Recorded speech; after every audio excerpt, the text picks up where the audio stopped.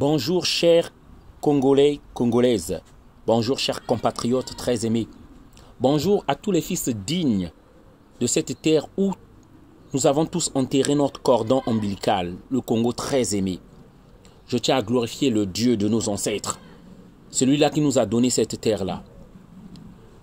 Il arrive parfois que nous voudrons oublier l'histoire du Congo et faire notre vie tranquillement ici, dans la diaspora et en France.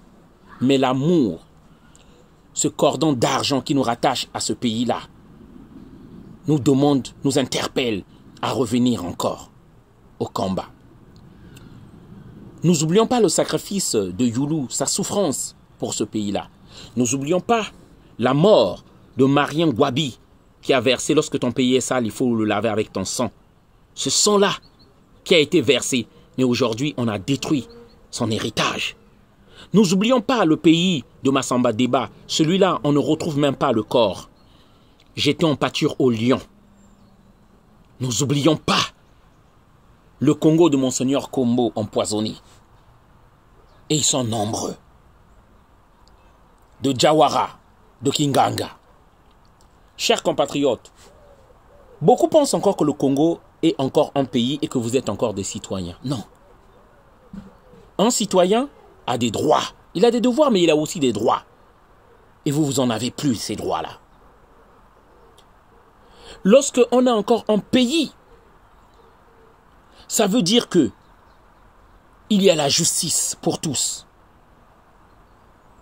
Vous voyez? Mais vous n'en avez plus. Vous n'avez plus droit à l'éducation, qui est un droit au niveau international dans le monde. Le droit à la santé, à vous soigner, qui est un droit, vous ne l'avez plus. Le droit à s'alimenter convenablement, vous ne l'avez plus. Vous n'êtes même plus citoyen congolais. Beaucoup pensent encore que le Congo, c'est encore un pays. Ce n'est plus un pays. Je vais vous parler de ces droits-là. Vous avez droit à un passeport dans ce pays-là. Mais vous n'avez plus ce droit-là. Je me rappelle encore du discours du despote qui avait dit que l'accès au passeport sera gratuit. Aujourd'hui, pour avoir un passeport au Congo-Brazzaville, ça devient un parcours du combattant, sinon impossible.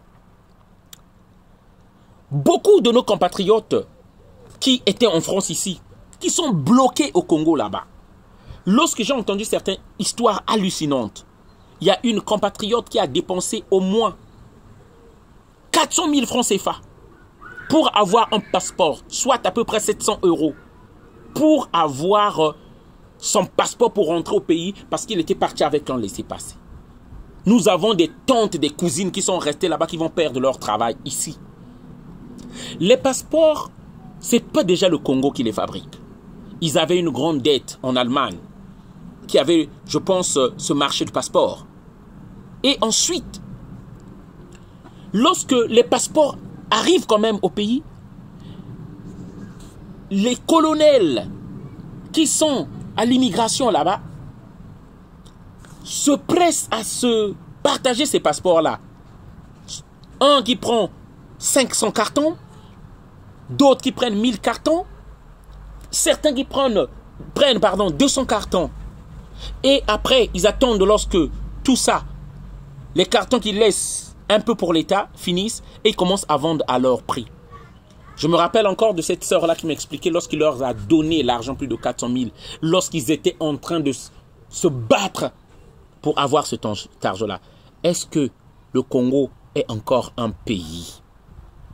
Des enfants que nous voyons qui sont en train de pleurer à la préfecture, qui ont eu le sésame, c'est-à-dire l'inscription à Campus France, qui ont eu leur visa. Leur visa est prêt pour avoir le visa. Ils ont l'accord, ils ont tout. Qui sont en train de pleurer, vous savez, vous-même, entre nos frères, qu'un visa, le départ pour la France, c'est tout un espoir pour toute une famille. Ou à l'étranger, pour aller étudier à l'étranger, c'est tout un espoir pour toute une famille dans nos pays. Ces enfants-là, ils ont payé Campus France, ils ont payé leur scolarité, mais ils sont privés de partir. Et les gens pensent encore que c'est encore un pays. Pour si peu, je tiens à vous rappeler, en Sierra Leone, des gens sont sortis juste parce que la vie était un peu plus chère, que le prix du pain avait changé. Ils sont sortis. On ne se bat que pour un peuple qui est debout et qui s'est réveillé. On ne peut pas se battre pour un peuple qui a oublié, qui est passé à autre chose. Jean-Marie Michel Mokoko, là, moisi, pourri en prison là-bas. Les Congolais sont passés à autre chose. Au Kombi Salissa, sa santé se dégrade. Les Congolais sont passés à autre chose, ils ne peuvent plus se lever. Comment voulez-vous que nous, on ait même la force encore de nous battre pour un peuple comme ça? Ce n'est plus un pays. Des frères et des sœurs qui sont bloqués là-bas, qui vont perdre leur boulot en France. Et beaucoup de Congolais, surtout ceux qui sont dans la diaspora ici, vous avez même peur de partager cette vidéo-là. Parce que moi, je vais au pays. Vous avez peur de liker. Parce que moi, je ne fais pas la politique. Ce n'est pas question de la politique. Lorsque ceux qui sont en train de manquer de passeport là, ils ne font pas la politique. Mais ils subissent les conséquences de ce que nous avons laissé. Parce que nous avons eu la malchance de croiser un frère haineux, jaloux,